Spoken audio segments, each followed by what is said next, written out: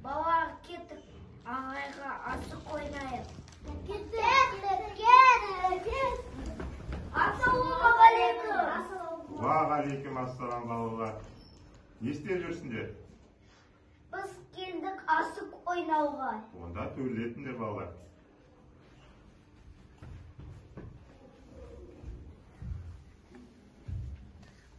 Қандай асық ойындарын білесіңдер? Умпа ойын. Сен маған оны қалай құру екенін көрсетесің бе? Көрсетем. Онда мен саған асықтарды берейін, иә? Қане, қалай құрады умпаны? Маған түсіндіріп жіберші.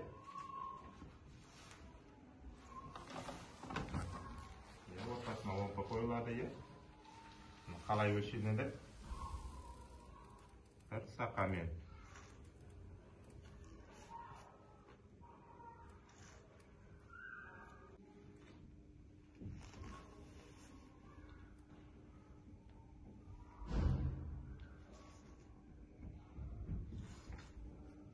Неше асық құрылды?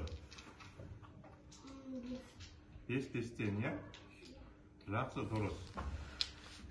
Енді бұны ортасында 10 тұр, иә?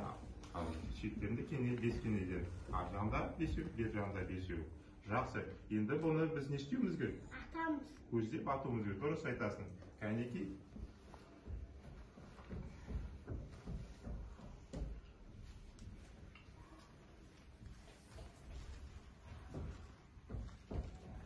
Қойдым, иә? Қамшыны баспаймыз. Сен сақаны берем, көздейміз.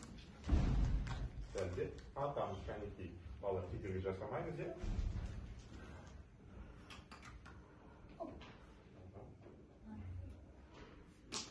Жақсы, керемет. Жарайсың. Неше ұпай жинадың? 1 ұпай. Сен шетке тұрау, иә? Басқа балалар да көтеріп кетеді. Жарайсың, Али, тамаша. Қане бала шапалақта отырып, иә? Керемет, жарайсың. Жақсы.